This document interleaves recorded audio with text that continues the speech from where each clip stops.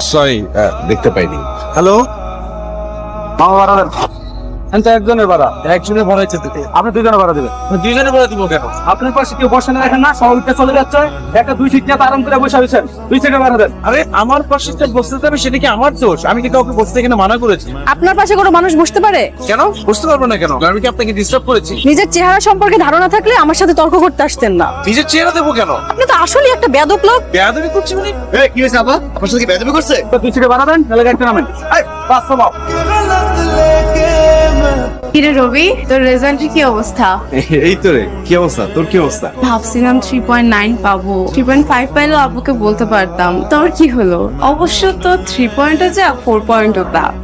মানে তুই যত ভালো রেজাল্ট করিস না কেন, তোর এই চেহারা দেখে তো তোকে পিয়নের চাকরিও দিবে না।